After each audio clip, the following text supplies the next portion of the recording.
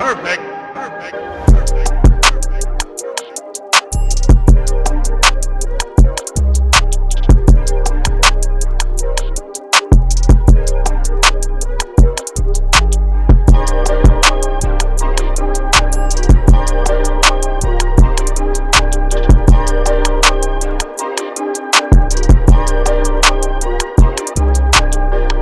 What's up, guys? Your boy's back from Cancun. So I went to Cancun for 7 days, and as you can see, I got roasted out of my mind. I think it was the hottest place I've ever been. Just sunshine every fucking day, right? Nothing like Chicago. I came back, and I think it rained every single day except for today. So definitely kind of gloomy here. You kind of miss the sunshine after a while, but definitely got sunburned. So not looking forward to going out to the sun very much right now. Just trying to get over these. Like I got bumps everywhere. I think I'm gonna start to peel. But I did go to Cancun and it was fun. I was there for 7 days and I did a lot of crazy stuff. A lot of it wasn't documented at all, just because they wouldn't allow us to use our cameras at these excursions we were at. They were like in the middle of the jungle, and they said if you lose your camera, nobody's gonna go looking for it. It's impossible. So we kept our cameras in the closets, at least little lockers they gave us, and just kind of experienced it for myself. And I think if you're gonna go on vacation, that's the best way to do it. Don't. It's like bringing your camera to a concert and making your story 3 minutes long. Now I have to unfriend you because that's so annoying, and you don't get to live the experience. You're not at the concert. You're just videotaping. So it's kind of nice to not have cameras and you get to experience everything. And I remember it, and that's all that matters. And if you're a person that just goes on trips to take pictures to show your friends on Instagram, I think you're fucking up. I think you should just Photoshop yourself in the places you're going. I think it's way cheaper. And I think more people should leave their cameras behind. Who cares if nobody knows? Nobody really cares. Like I posted a picture of myself in Cancun, right? People like it, but you're you experienced it. Maybe it's nice to see for my mom to see it, but nobody else. They're going on their own vacations. They're going on the things. It's nice to see that everybody's going out, but at the end of the day, it's the experience that matters, not the photo. So if you do go on vacation very soon, just leave your cameras at home. It's like you don't have to care about anything but being in that moment. So I like that a lot. So today I'm just going to talk about vacations and what to do and what not to do and why you should vacation. So let's start with just the things you should do before you go on vacation. If I have two words to say right now, it's all inclusive. That is the best thing you could possibly do on a vacation. They take care of your flight, your room, the food, the drinks, and usually at the resort. If you go out of it, you do have to pay, but just having that off your shoulders is a big, huge thing for me. It was pretty cool. It was a lot of fun just not having to worry about and ordering as much food as I possibly could. If I had some advice on what to do before, other than just all inclusive, it'd be do your research. I know we didn't know what a peso was or how much a dollar converts into a peso. So you're kind of fucked when it comes to tipping or buying stuff. You don't know if you're paying too much or underpaying, and maybe a waiter gets mad at you or something like that. So definitely do your prep before you leave. That way, when you get there, you don't have to worry about anything other than enjoying your vacation. Have you ever seen those movies where the person always has like an itinerary? Now I know why they do that. So everything's planned out, everything, you don't have to worry about anything. You're on vacation. I'd say 7 days is a long time. For me, it was nice. I think I enjoyed it, but if you're gonna take a vacation, take a 5 day vacation. Do an activity day one day, rest the next, activity, rest the next, and maybe do something light the last day. You want to come back refreshed, and that's the point of a vacation, especially if you're grinding through work. And definitely take sunscreen because this shit hurts. And I almost didn't come back. The narcos gave me a good offer, and I'm just too much of a pussy to sell drugs or stick anything up my ass. But that didn't stop immigration from stopping me. I think maybe they just saw a young Latino kid and they're like, this kid's definitely a drug mule. So, I got caught. If I would have accepted something, I definitely would be in jail right now. So it's definitely not worth doing the drug thing, right? But why you should vacation? I think you should vacation because it gives you a perspective, not only from your life, but to other people's lives. You see Mexico for what it is. I saw a lot of poverty on the way to like wherever we were going. We were taking these buses, and you could see these people live in really bad houses, and like you could tell these people are struggling to make it and meets end. Maybe that's why a lot of people join the drug trade, because they're just not making enough or the economy isn't that great. But it definitely makes you think about it, makes you appreciate what you have here, clean roads, a good job, a car, safety. I don't it didn't look the safest in a lot of places. So it gives you a different perspective, and it makes you appreciate what you have here when you come back. It also allows you to relax and maybe just break out of the ordinary. You go from work to school to friends to whatever the fuck you're doing, but it becomes repetitive. A lot of my life when I was working was repetitive. It was just work, sleep, play video games, see my girlfriend on the weekends, and that's pretty much your whole year. People say like, "Oh, if you really want to be rich or successful, you should always keep grinding." Sure, yes, for the most part, yes. Give it all you got every single day. Put in a little bit more than you put the day before. But at the same time, the best thing you could do is take a break. If you've been working hard, you definitely deserve it. And you could sit on the beach and just think about, maybe organize your mental files and see where you want to go.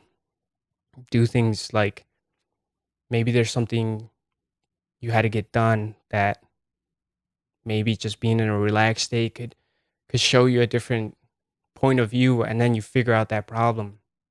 Or just think about the things and get motivation out of it, to when you come back you're just going to hit it even harder. That's the reason you should vacation.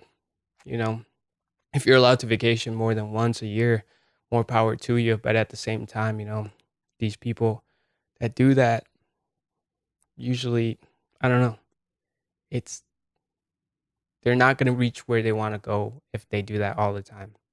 So maybe 3 times a year, if you vacation a week, that seems about right. Just get a break from everything.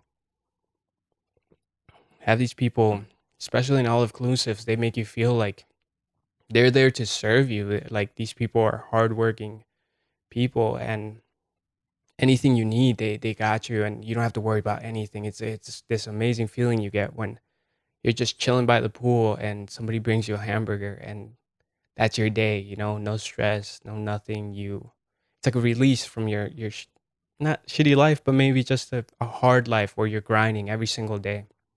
So if you're thinking about like, is it worth it? It's definitely worth it. I think you come back happy, you come back refreshed, you come back with a new perspective, and you come back motivated. Work harder for your next vacation, or work harder so you can vacation all the time and never have to worry about work or anything like that. Break out of the ordinary. Every single day was different out there.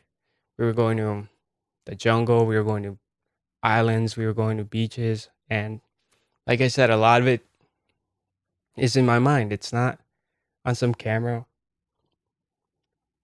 So, those memories will live on with me for the rest of my life. I did things that I was scared of. I did things that I've never tried before. I'm not like freaky things, nothing went up my butt or anything like that. But I there was this moment when we went snorkeling, and I looked down, and there was just like a school of fish, but these fish were like that fucking big, and they were so close to you, and I got scared, and I had never seen that in my life, and I grabbed my girlfriend's hand, and I was like, freaking out. But after the whole thing happened, I just kept thinking about that moment and how crazy it was that I was there with these fish, and I don't know, it just really stuck to me. So vacations are definitely necessary.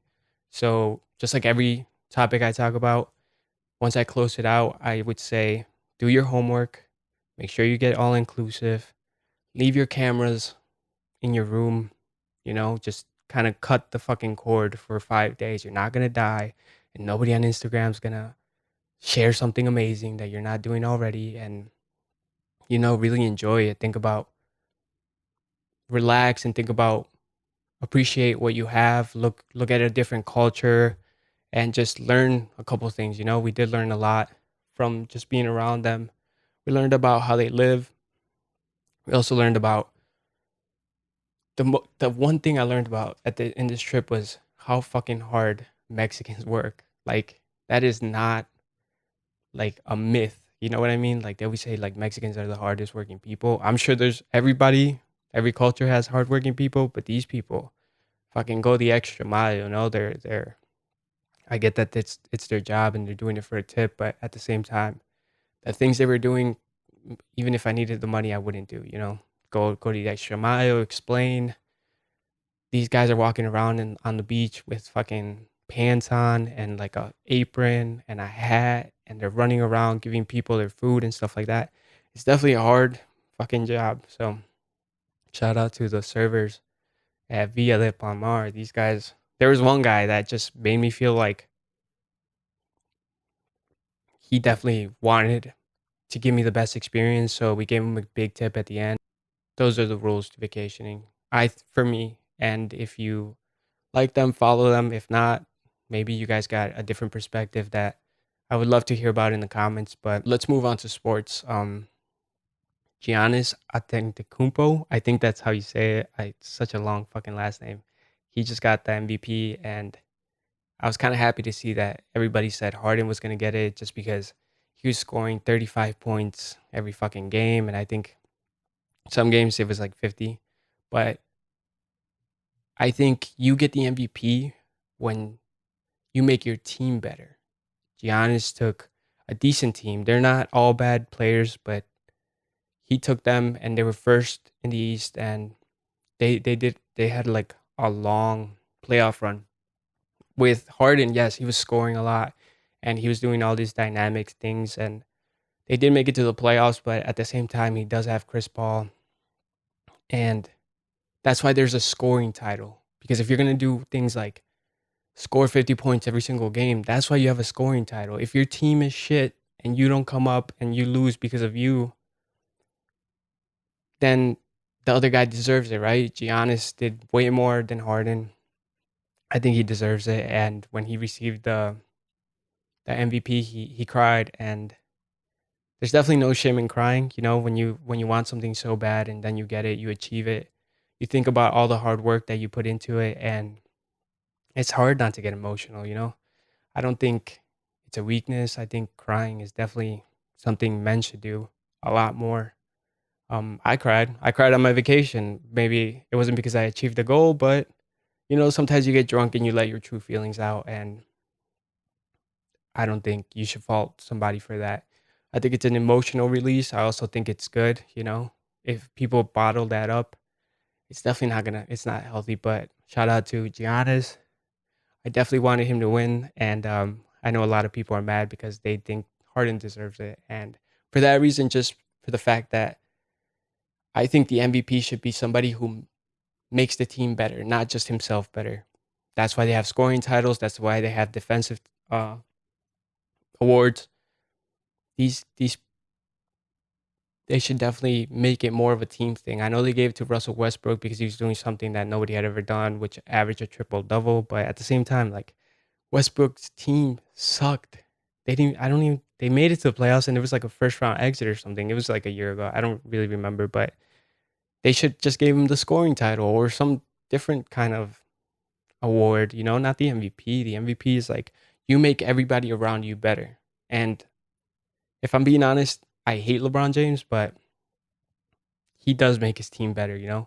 Maybe not the Lakers, but the teams before that, This guy should have probably gotten the MVP 10 years in a row, but with the voting, they want somebody new. They want something more to talk about. I know a lot of it's the media that vote for these kind of titles, so they're definitely not gonna vote for the same dude 10 years in a row. They people think that's not that's not interesting. So, but LeBron definitely deserved it. I know Giannis definitely deserved it, and to see him be at a young age, like that's pretty cool. And I think Harden already has a fucking MVP. So come on, let's let's give it somebody a new one who actually deserves it, not just because you were scoring 50 points and nobody else on your team knew how to score. That's the only reason you could score that much. But all right, so shout out to the Rushing Hammer. Um, Artem Lobov beat Paulie Malignaggi in bare knuckle fighting, boxing, and it was a good fight. I mean, the whole time I know it's a good fight. To me, it's a good fight because I'm clenching my fist and my heart's racing, and these guys are going at it. And you could tell that these guys definitely wanted to beat the fuck out of each other, especially with all the hype that happened. And I think Paulie was just too old and too slow. I think Artem could have fucked him up even more. I think he could have knocked him out, but he was a little more tentative. Like he wasn't letting his hands go because when you watch the Brian McKnight fight, Artem just fucking went at it. It did fuck him up, but at the end of the day, it was just an insane fight. This one with Paulie, I think he was more cautious because he knew Paulie was a two-time world champion. Definitely had a lot of hard hits, but he did press on, and it was a good fucking fight. And I was just happy to see him win. He's definitely the face of bare knuckle boxing for sure. And I don't know anybody else that he could fight. Like I don't know a lot of the people at bare knuckle boxing, but I'm definitely gonna keep out an eye out to see what's gonna happen with him. And let's just hope he like makes a great run. I know he deserves it. He's a good boxer. He was good in MMA. The whole thing with Connor and Khabib and all that kind of kind of fucked it up for him. He had a promising career. Maybe he died. He died. He fucking lost a couple of times, but I think he should have kept going for MMA. But look at him. He took a risk at this company, and now he's became the face. And I think the sky's the limit for him here. So let's see what happens with him. And back to the NBA, I want to talk about AD going to the Lakers. Oh man, they won a championship, right? They're next year. They're the world champions. Fuck the Golden State. Fuck everybody. I sound like a Laker fan right now, right? Because that's what they said when what's his name came. It was Kobe, Nash, and Superman. What's his name? Dwight Howard. And everybody said they were going to win a title. And Kobe had this big man and this great point guard, and they were gonna win all these titles, and it wasn't. It was terrible. The first years always suck, and the second year sucked, and then Kobe and Dwight got in a fight, and then they broke up, right? So I think a lot of times you acquire a good player, and if you're a fan of that franchise, you get all hyped and you think they're gonna win. And AD was the thing to push us over the edge when they didn't even make the playoffs. And what did they lose? They lost Lonzo Ball, they lost Ingram, and if you look at the list of the things they traded for AD, Jesus Christ, I've never seen that many fucking people go in one trade. But the Lakers thought it was a good idea. But again, the Lakers front office is a mess. They got Rob Pelinka and they got Jimmy Buss, and I don't think they know what the fuck they're doing. And LeBron's old, man. If he gets injured one more time, what's AD? AD is just gonna be playing like he was in the Pelicans. And there's a reason why the Pelicans let him go. Maybe because they have Sion. But at the same time, AD just couldn't get it done. AD was proven to be a decent leader, but at the end of the day, he couldn't get it done. And I don't think he's gonna get it done with LeBron. LeBron has 3 more years on his contract, and if it doesn't work out for the next 2 years, that fourth year is gonna get iffy. I don't know if he could get out of the deal, knowing LeBron, he has a lot of leverage. But if I were the Lakers, if it doesn't work out by the fourth year, I trade LeBron. So say in the fourth year they trade LeBron, I think the Lakers should rebuild, get a bunch of picks. I know it'd be a king's ransom for the king, right? I also think people are saying that Clay Thompson and KD are going to show up. I don't think either of them are going to leave Golden State. I think for sure KD has that's the best place he could stay. It new stadium. This team already feels bad that they pushed him to play a game he shouldn't have been in, and they could offer him the most money. I think if he goes to a different team, the the pieces aren't going to fit the same. If he's not successful, they're all going to blame him for. They're all going to see he needed Golden State to win, and that's going to just ruin his reputation. So, and Clay Thompson's the same thing. These teams they know your weaknesses and where you're good at. Nobody knows him better than Golden State, so nobody else is gonna keep up with the things he does. If he gets injured again, another team could just trade him. I think the best thing LeBron did for the league was he started this movement for the players to pick and choose where they want to go and have more leverage than they used to. And I know it got a lot of people mad, especially people in Cleveland when he left the first time, but it gives them the power to do what they want to do, not what the team wants to do. Because these teams don't give a fuck about the people, or they don't care about the players. They if they see you slip or just no effort or you get injured, they're gonna trade you. Especially if you're a good player, they're gonna get a lot of people for because you're valued at that. Look at that AD trade. It was more. It was just so many people that they gave up just to have one player, and if that's a testament to these good players moving around by themselves, they should do it more often. But at the same time, they have to look at the bigger picture. Is the team they're leaving for that team that they're going to, or is that team gonna treat them as good as the team they're leaving? In KD's case, I don't think that's the case. But I don't see them going to the Lakers, and I see LeBron just not being the same LeBron. He's injury prone, and people are getting overhyped about this AD trade. You got to see how they work. You don't know if they're gonna work. Dwight and Kobe didn't work, and everybody was so hyped about that. So I think the Lakers should definitely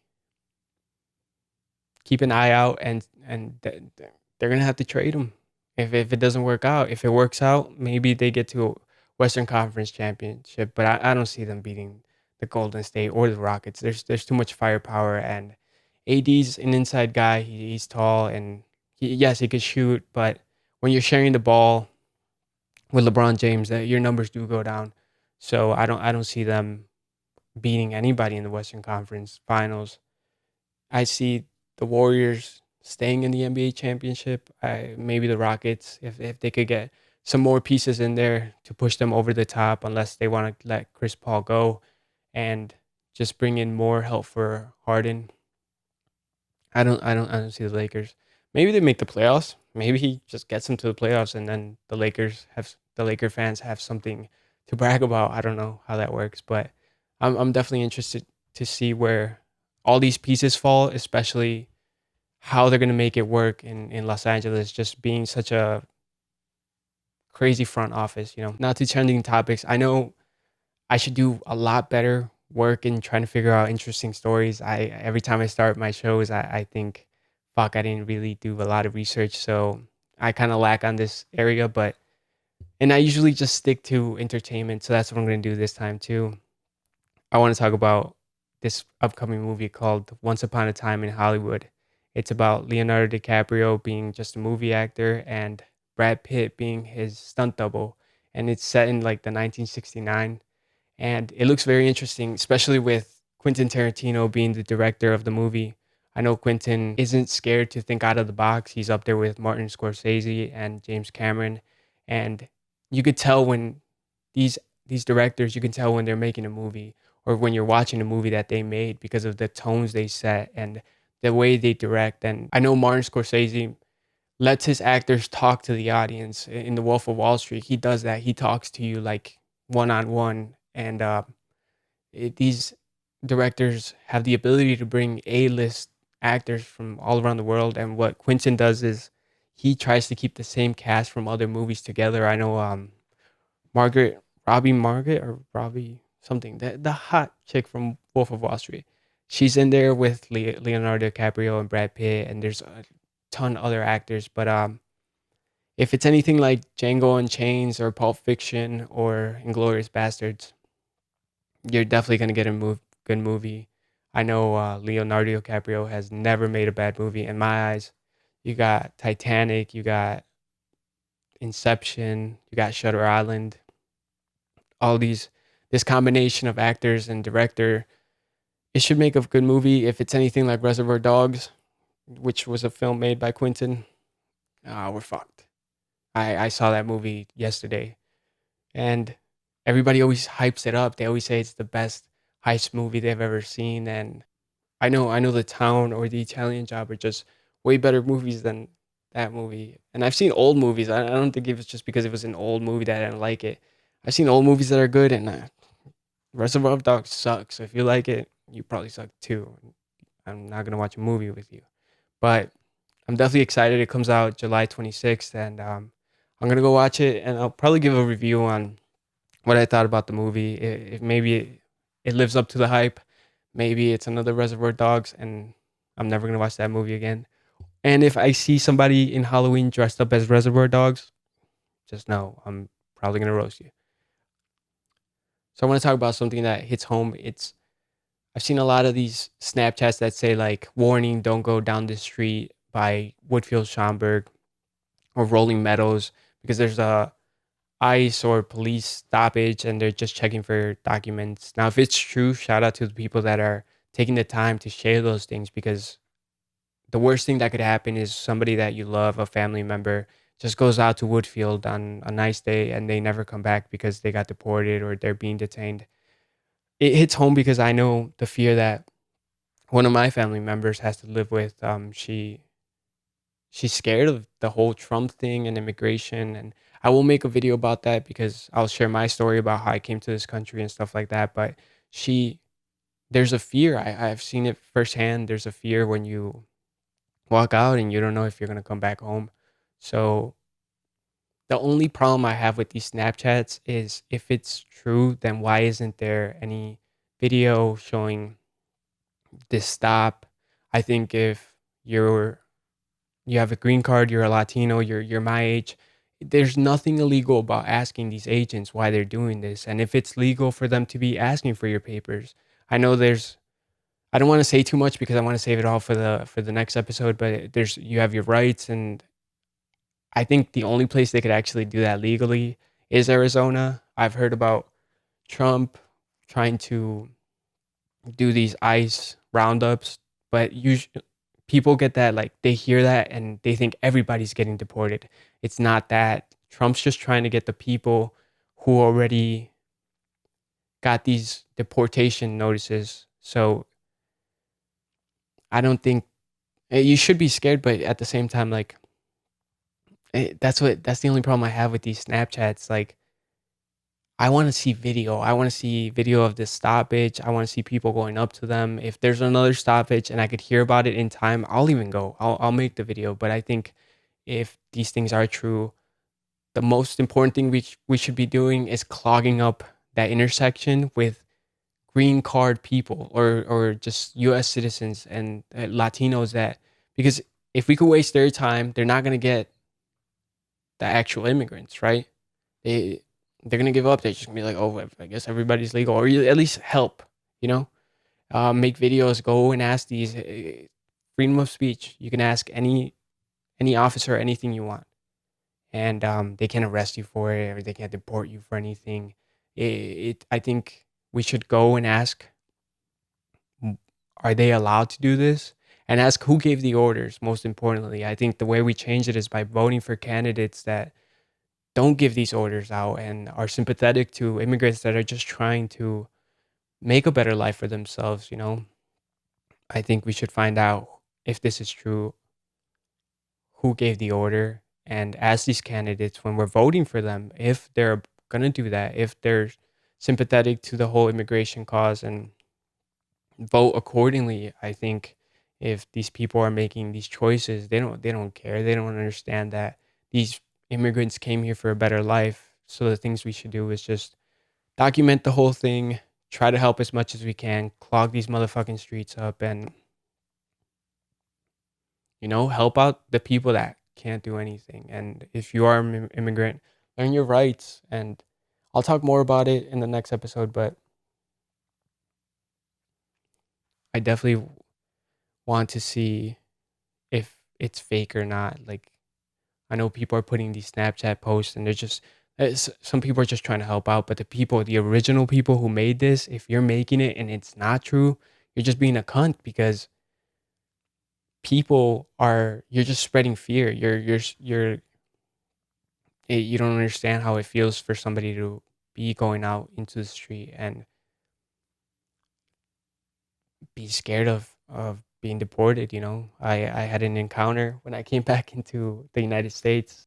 That's my show. So if you haven't subscribed, please subscribe and just like the video. Let me know in the comments if you guys agree with the things I said, and so we could start a discussion. I think the best thing I could do is I like to discuss about the topics I'm talking about.